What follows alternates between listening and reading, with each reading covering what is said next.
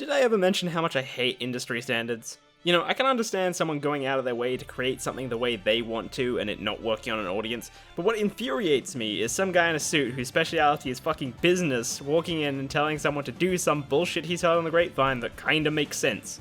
And then, because apparently no one has any fucking critical thinking skills, people just go along with it and perpetuate it until it becomes a fucking infallible law of storytelling.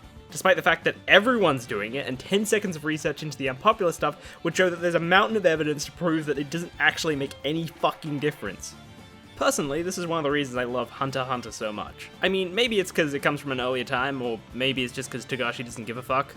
Yeah, no, it's definitely the second one. But Hunter x Hunter has, like, none of this. You got a guy, like, riding a dragon or something, just like, fuck it, add another dragon. Why not? It's creative medium, go fuck yourself. Oh, what's that industry? I have to start an action scene? Fuck you, fishing.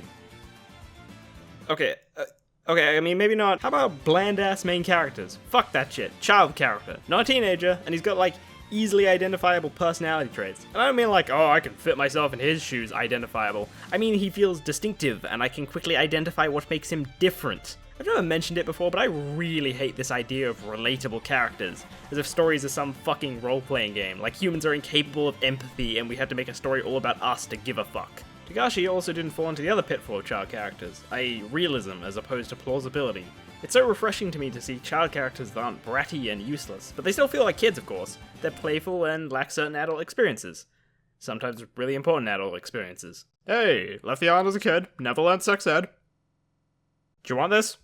You know, because I think character investment is effectively the same thing as friendship. You don't befriend an asshole, and if you do, it's because you're focusing on a different quality, like they're funny or something. You shouldn't let a strict sense of realism control your story. It's a creative medium, go fuck yourself.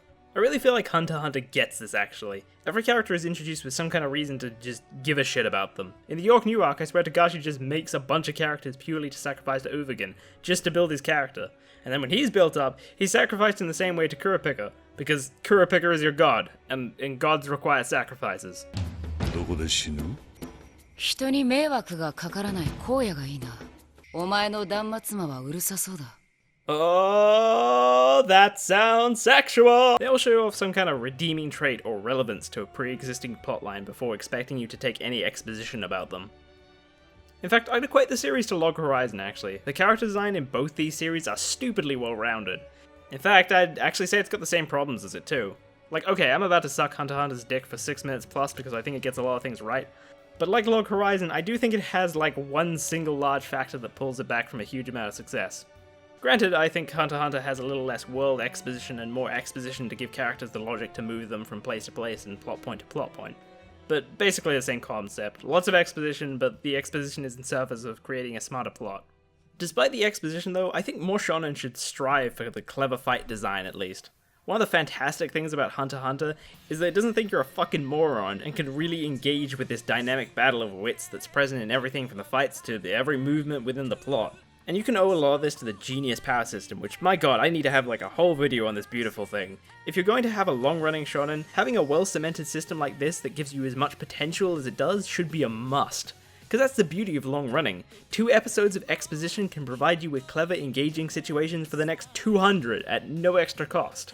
Oh, and the restraint and vow system is the most amazing plot device that allows for such powerful moments because... I digress. I should save the battle system for another video. Oh man, this song is so catchy. 100 episodes later.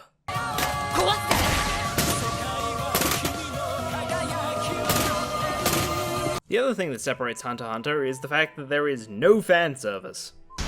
I don't think that counts! Now, I used to think fan service was fine. I thought as long as you didn't bust out in emotional scenes, it wasn't distracting. But you know what? I don't know about that anymore. After watching Hunter x Hunter and Berserk, there was just something nicer about these series. They felt dignified and self-respecting. I mean, at first I thought this was association bias. I arbitrarily associate fan service with a lack of maturity, and as a result, I don't want to associate myself with a series that uses it. I didn't like fan service not because there was inherently anything bad about it, just because of what it was associated with, a lack of maturity. I call that a bias because fanservice doesn't inherently mean mature. You can absolutely have a deep plot and 3-dimensional characters and also have tits flopping about. Nothing inherent about fanservice stops you from doing that. Hell, some things make fanservice a part of that. But then I realized the real reason why people don't like fanservice. I noticed there's a connection it has to another concept in design that, like fanservice, also gets a bad fap. And that's jump scares. See, the thing is that neither of these two are real engagements. Sure, they create a reaction from your player/audience, but what I notice about them is that neither of these two use your mind. Fanservice and jump scares are instinctual, not mindful. When you're given a challenge, you think about how to solve it. When you're given a world, you think about what's over that hill. When you're given tits, you're not using your head, you're just using your head. And I hear what you're saying. If jump scares are instinctual, well, wouldn't horror games be instinctual as well? Was that a Pop-Tart jump scare? Do you notice how you can quote-unquote scare anyone without even making, like, a scary face? It's because jump scares aren't actually inherently scary. They make you flinch. It's an instinctual response to danger. It doesn't feel like anything, it's a shot of adrenaline and your body moves by itself. Now combine that with a creepy build-up and then you might have something that feels justified and real. But if you're making your audience flinch constantly without any fear, or potentially you're putting them in a situation where they go through the whole experience so often that the build-up no longer scares them and you're still jump scaring, then you might have a negative reaction. So yeah, maybe people react poorly to fanservice because unlike core engagements, it's instinctual. Fanservice aside, I think just in general, Hunter x Hunter feels a lot more dignified than other shonen. Like for instance, a lot of shonen feel the need to go for these crazy character designs, and while I appreciate the uniqueness of that, a lot of it comes without reason and they just don't feel very grounded. In contrast, Hunter x Hunter tunes this way the fuck back so characters kind of feel like human beings, and it instead transfers that uniqueness to Nen powers, the one thing that's already inherently going to have an explanation. Every Nen power has a practical application, so now it's not just fucking weird when a minor character has some stupid look going on and you know you're never gonna get an explanation for it. Human pretty accurately describes Hunter x Hunter as a whole actually. A lot of the villains, the Phantom Troop in particular, feel like real people. They banter with each other and clearly have feelings. I actually failed to mention it about Hisoka in my top 10 list, but he definitely does have this. And if you've seen that list, I mentioned Humanization on like 2 of the antagonists. It's like a stupidly rare trait for some reason.